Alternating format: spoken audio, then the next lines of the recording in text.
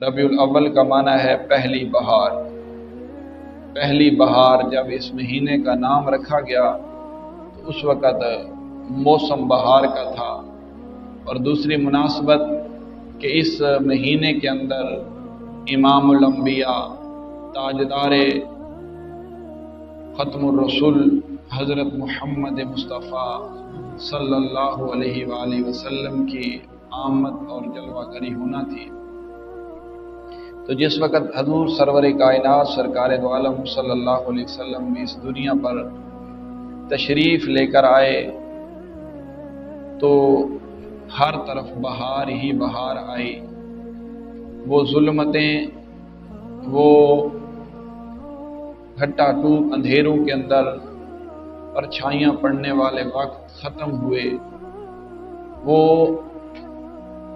جو مسلمان تھے ظلمتوں کی چکیوں میں پس رہے تھے، اس مہینے کے آنے پر، اس مہینے میں آنے والے تاجدار ختم الرسول کی آمد پر وہ تمام تاریکیاں ختم ہوئی۔ وہ تمام تاریکیاں روشنیوں میں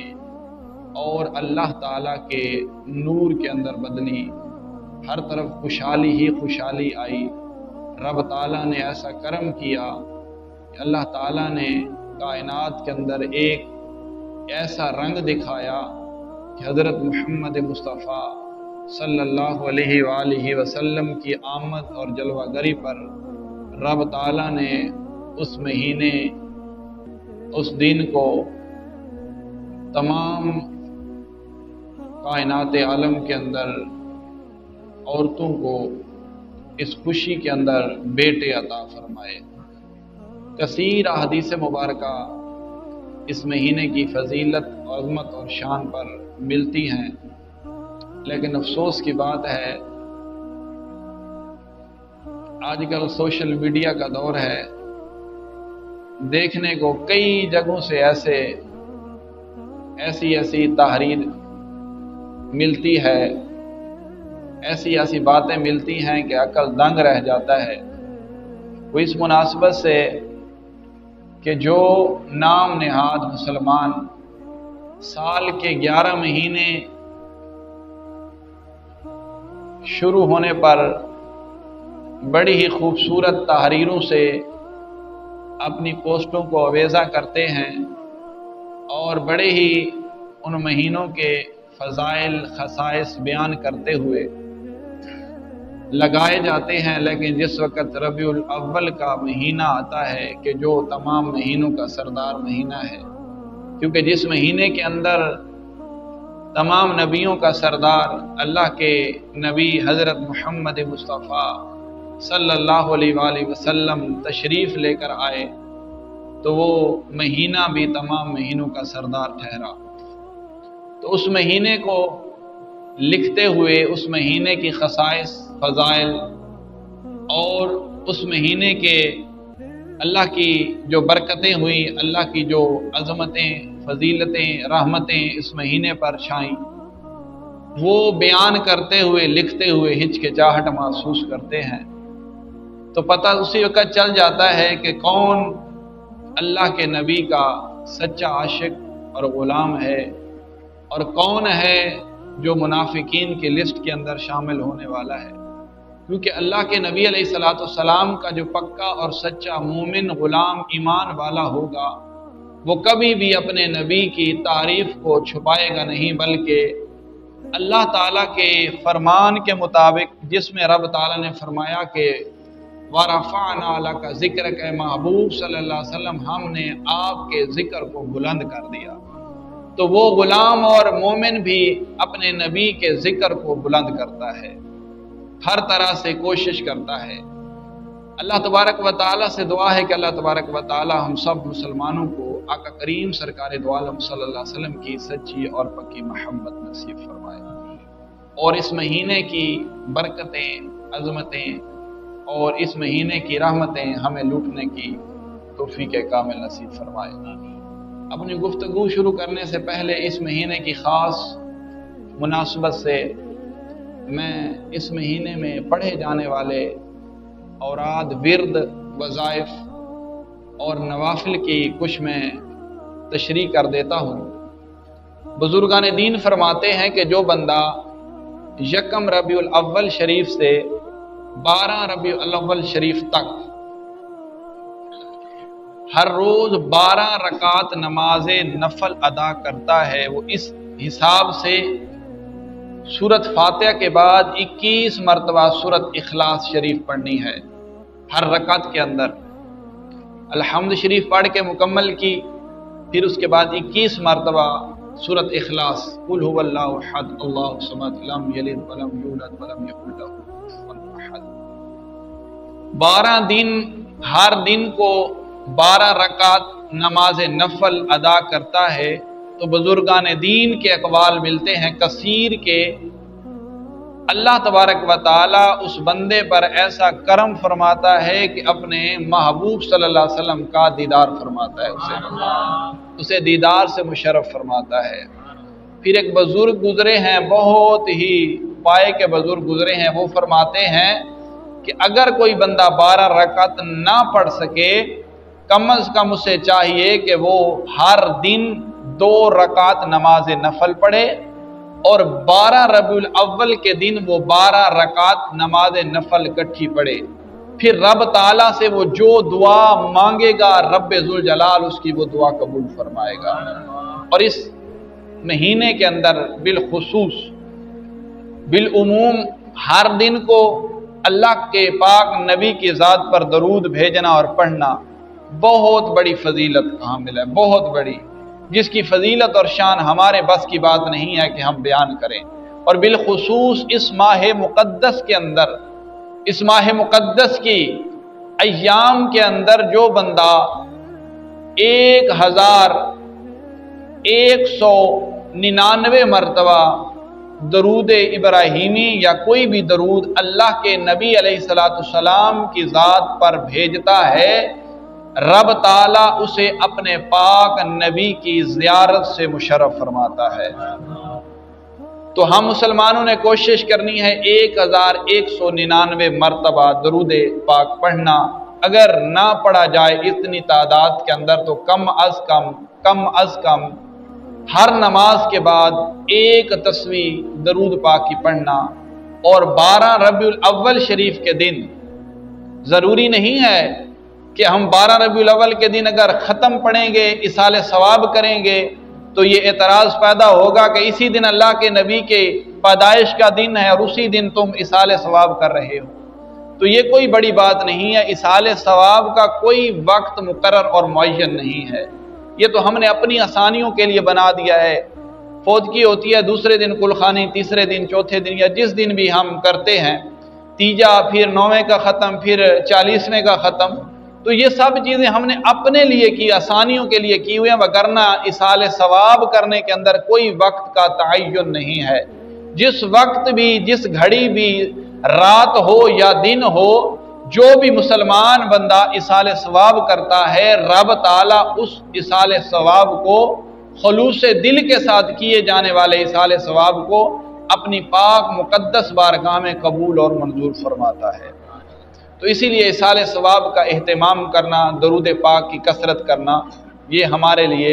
ज़रूरी है, ताकि हम वो चीज़ें तो हम बड़ी खुशी के साथ करते हैं कि जिन चीज़ों का दुनिया के अंदर क्या आखिरत के अंदर कोई ज़रा बराबर भी फ़ायदा और उसके लिए किसी किस्म का कोई हमें नफ़ा पहुँचने वाला नहीं, लेकिन वो चीज़ के जिसकी भलाई और बेहतरी रब्बे जुल जलाल ने कायनात के अंदर रखी हुई है। अल्लाह ताला के पाक नबी अलैहिस्सलाम की हदीस मुबारका है, आप समाअत फरमाएं, तिरमिज़ी शरीफ की हदीस मुबारका, अल्लाह के नबी अलैहिस्सलाम ने इरशाद फरमाया, अगर कोई बंदा परेशान रहता है, कोई बंदा परेशान रहता है, वो परेशानी को दूर करना चाहता है, वो मुझ मोहम्मद पर दरूद कसरत से पढ़ा करे, रब ताला उसकी परेशानियों को दूर फरमाएगा। और फिर जिन पर जादू वगैरह का जिन्हें डर रहता है, उनके लिए खुसूसी एक तोहफे के तौर पर मैं आपको बात अर्ज करता हूँ। वो ये है कि अल्लाह के नबी अलैहिस्सलाम ने इरशाद फरमाया कि जो बंदा डर रखता है जादू टूने से, یہ جادو جو ٹونا ہے، یہ جادو ہے، یہ احادیث مبارکہ سے ثابت ہے۔ یہ کوئی نہیں کہہ سکتا کہ جی یہ تو ایسے ہے، نہیں، ایسے نہیں ہے۔ جادو جو ہے یہ حدیث مبارکہ سے ثابت ہے۔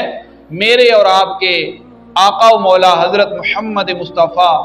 صلی اللہ علیہ وآلہ وسلم پر بھی جادو کیا گیا، جادو کیا گیا۔ اللہ کے نبی بیمار ہوئے، علیل ہوئے، پھر حضرت جبرائیل امین حاضر ہوئے۔ حدیث پاک میں دکھاؤں گا اگر کوئی دیکھنا چاہے گا۔ جبرائیل امین حاضر ہوئے، عرض کرتے ہیں یا رسول اللہ صلی اللہ علیہ وآلہ وسلم، فلاں یہودی نے جو شب و روز آپ کے پاس بیٹھنے والا ہوتا تھا، شب و روز آپ کے پاس بیٹھتا تھا، اس یہودی نے آپ پر جادو کیا ہے۔ فلاں کنویں کے اندر ایک رسی کو بٹ کر اس پر جادو کیا گیا ہے، اس کنویں کے اندر لٹکا دیا گیا ہے۔ آپ اپنے صحابہ کو بھیجیں، وہ رسی نکلوائیں اور پھر کلمات سکھائے۔ یہ کلمات پڑھ کر اس رسی کی گرہیں کھولتے جائیں تو اللہ تبارک و تعالی آپ کی بیماری کے اندر جو ہے وہ کمی فرمائے گا۔ تو پھر ویسے ہوا۔ اللہ کے نبی علیہ السلام نے حضرت علی المرتضیٰ شیر خدا رضی اللہ تعالی عنہ اور حضرت عمر فاروق رضی اللہ تعالی عنہ کو بھیجا، اور اللہ کے نبی علیہ السلام نے بھیجا کہ جاؤ فلاں کنویں سے وہ رسی نکال کر لے آؤ۔ جب وہ کنویں سے رسی نکالنے کے لیے وہاں پر پہنچے، دیکھا کہ اس رسی اور اس جادو کا اتنا گہرا اثر تھا کہ اس کنویں کا پانی بھی تبدیل ہو چکا تھا۔ پھر وہ رسی نکال کر لائی گئی۔ پھر حضرت جبرائیل امین نے وہ کلمات سکھائے۔ وہ کلمات کون سے تھے؟ وہ کلمات یہی تھے، قل یا ایھا الکافرون قل ھو اللہ احد قل اعوذ برب الفلق قل اعوذ برب الناس۔ یہ کلمات سکھائے کہ جو بندہ جادو کا شکار ہو جاتا ہے وہ ہر نماز کے بعد یا کم از کم دن میں ایک مرتبہ، وہ اگر 7 مرتبہ یہ صورتیں پڑھتا ہے، یہ وظائف پڑھتا ہے، ساتھ میں آیت الکرسی پڑھتا ہے، تو اس بندے پر کبھی بھی کالا جادو اثر نہیں کرے گا۔ تو پھر وہی ہوا، اللہ کے نبی کو وہ کلمات سکھائے گئے، وہ پڑھے، گرہیں کھلتی گئیں، تو اللہ کے نبی علیہ السلام کی آپ کی بیماری کے اندر کمی ہوئی اور اللہ کے نبی علیہ السلام تندرست ہوئے۔ تو میرے دوستو، عرض کرنے کا مقصد یہ ہے، باقی کالے جادو کرنے والے پر اللہ تعالیٰ کے پاک نبی نے لعنت فرمائی ہے۔ کرنے والا، کروانے والا، کر کے دینے والا، اس کے ساتھ معاونت کرنے والا، سب کے سب پر اللہ کے نبی نے لعنت فرمائی ہے۔ جیسا کہ سود کا کام ہے،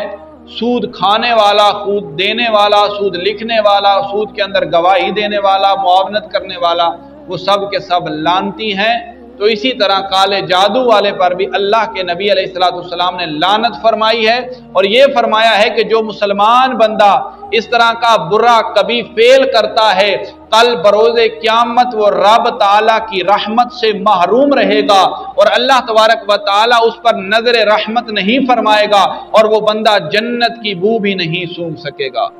اور وہ مائیں بہنیں جن کا شب و روز کا کام یہی ہے، چلی ہوئی ہیں، پھر وہ سارا دن اسی کام پہ رہتی ہیں، کبھی کسی پہ کالا جادو کیا جا رہا ہے، کبھی کسی پہ کیا جا رہا ہے، کبھی کسی پہ کیا جا رہا ہے۔ تو خوف خدا کریں، جو بندہ یہ کام کرتا ہے اس کی یہ دنیا بھی تباہ و برباد ہے اور آخرت بھی تباہ و برباد ہے۔ تو میرے مصطفیٰ کریم صلی اللہ علیہ وسلم کے غلاموں، ہر وقت ہر دور کے اندر ایسے واقعات ملتے ہیں۔ اللہ کے نبی علیہ السلام کی بارگاہ میں بیٹھنے والا وہ یہودی اللہ کے نبی کا دشمن ٹھہرا۔ حضرت امام حسن مجتبی سلام اللہ علیہ آپ کے پاس بیٹھنے والا وہ بندہ، وہ بھی آپ کا دشمن ٹھہرا، وہ بھی آپ کا دشمن ٹھہرا۔ تو ہر ایک پاس بیٹھنے والا وہ دوست نہیں ہوتا۔ آپ کو جس وقت اللہ کے نبی علیہ السلام کو آخری مرتبہ زہر دیا گیا نا، حضرت امام حسن مجتبی سلام اللہ علیہ کو وہ بڑے ہی پلاننگ کے ساتھ دیا گیا۔ پہلے میں کچھ باتیں آپ کے فضائل اور خصائص پر کروں گا، انشاءاللہ یہ بھی بیان کریں گے کہ آپ کو کتنی مرتبہ زہر دیا گیا۔ آپ کی عمر 45 سال 6 ماہ اور کچھ دن تھی جب آپ اس دنیا سے تشریف لے کر گئے، آپ نے رحلت فرمائی۔ تو حضرت امام حسن مجتبی سلام اللہ علیہ آپ پہل آپ کی امامت کو رد کیا گیا، آپ کی امامت کو مانا نہ گیا۔ پھر جب آپ کو امامت سے برخاست کیا گیا، اس کے بعد حضرت امام حسن رضی اللہ تعالی عنہ کو زہر دیا گیا۔ کسی کے گھر جا کر ٹھہرے، مسلمان تھا، جس کے گھر ٹھہرے وہ مسلمان تھا، ایک دن زہر دیا، دوسرے دن دیا، تیسرے دن زہر دیا گیا، آپ کو پتہ چلا۔ پھر جس وقت وہ کام نہ بن سکا، پھر مروان کو خط لکھا گیا، مروان کو کہا گیا کہ وہ زہر جو تھا وہ تو کارگر ثابت نہیں ہوا، لہٰذا آپ سخت سے سخت کوئی زہر وہ بھیجیں۔ بھیجا گیا، لے کر آنے والا سواری پر خط بھی لکھا ہوا ہے، کہا کہ یہ ایسا زہر ہے کہ اگر اس کو سمندر میں ڈالا جائے، دریا میں اگر ایک قطرہ ڈالا جائے تو پانی جس کے ساتھ لگے گا وہ زندہ نہیں بچے گی۔ تو جس وقت آپ ایک ایسی جگہ پر موجود تھے جس کا نام اسفن ملتا ہے، مدینہ شریف کے پاس ایک وادی تھی جسے ٹھنڈی وادی کہا جاتا تھا، جیسے ہمارے آج کل کے دور کے اندر مری کے جائیں نتھیا گلی مشہور ہے، تو وہ ٹھنڈی جگہ تھی۔ حضرت امام حسن مجتبی سلام اللہ علیہ آپ وہاں پر تشریف فرما ہوئے آرام کرنے کے لیے، چاند دن کے لیے، تو آپ کو وہاں پر زہر دیا گیا۔ پھر وہ زہر جس وقت وہاں پر پہنچا، دیکھنے والوں نے دیکھا، آپ کے بہت معتقد دیکھنے والا بندہ تھا، اس نے دیکھا کہ کوئی بندہ آ رہا ہے، وہ حضرت امام حسن کے لیے اچھی نیت نہیں رکھتا، وہ وہاں پر اس نے پڑاؤ کیا، بھیڑیے نے حملہ کیا، اسے ختم کر دیا۔ پھر اونٹ پر سواری پر جو خط رکھا گیا تھا، اس کے ساتھ جو شیشی زہر کی رکھی گئی تھی، تو پھر آپ اس معتقد نے اٹھائی اور امام کی بارگاہ میں پیش کی۔ حضرت امام حسن مجتبی نے پڑھا وہ خط اور بہت ہی پریشان ہوئے، افسوس ہوا، اور پھر بھائی حسین کو بلایا اور کہا کہ حسین، یہ کیسے ہمارے نانا کے امتی ہیں، یہ ہمارے کیسے نانا کے غلام کہلوانے والے لوگ ہیں کہ یہ میرے نانا کی اولاد کے دشمن بنے بیٹھے ہیں، آل کے دشمن بنے بیٹھے ہیں، وہ آل کہ جس کے بارے میں میرے مصطفیٰ کریم صلی اللہ علیہ وسلم نے ارشاد فرمایا کہ اگر کل بروز قیامت کسی نے جنت میں داخل ہونا ہے، کسی نے جنت میں داخل ہونا ہے تو وہ جنت کا ٹکٹ یا حسن سے ملے گا یا حسین سے ملے گا۔ اس جنت کے اندر داخل ہونے کے لیے وہ ہمہ وقت کوشش کرتے ہیں، اور آج اسی آل کے دشمن بنے بیٹھے ہیں، اور آج اس حکومت کو گرا دیا گیا، اس حکومت سے دور کر دیا گیا۔ آپ حضرت امام حسین سلام اللہ علیہ آپ فرماتے ہیں کہ اے بھائی حسن، آپ حکومت کی پرواہ نہ کریں، اللہ تبارک و تعالیٰ کے پاک نبی کے ہم نواسے ہیں، رب تعالیٰ نے ہم پیاروں سے، رب تعالیٰ نے ہم نفوس سے اہل بیت اطہار کی نسل کو باقی رکھنا ہے، اور ہمارے درمیان سے ہمیشہ تک امامت برقرار رہے گی، حکومت رہے یا نہ رہے، حکومت کوئی رہنے دے یا نہ رہنے دے، لیکن جو امامت ہے وہ ہمیشہ، امامت کا جو تاج ہے وہ ہمیشہ اہل بیت اطہار کے سروں پر سجدہ رہے گا، اور جو ڈنکا ہے وہ اہل بیت اطہار کا ہی ہمیشہ بجتا رہے گا۔ تو میرے مصطفیٰ کریم صلی اللہ علیہ وسلم کے غلاموں، اللہ کے نبی علیہ السلام نے ارشاد فرمایا یہ جو حسن ہے یہ میرا سردار بیٹا ہے، یہ دو گروہوں کے درمیان صلح کروائے گا، دو گروہوں کے درمیان صلح کروائے گا۔ اور پھر جس وقت آپ کو زہر دیا گیا، آپ کو 7 مرتبہ زہر دیا گیا، 7 مرتبہ، 7ویں مرتبہ زہر اس قدر سخت تھا کہ آپ کے جگر کے ٹکڑے ہو کر باہر نکلتے تھے، آپ کے 100 تھال، جو تاریخ کے اندر لکھا ہوا ہے 100 تھال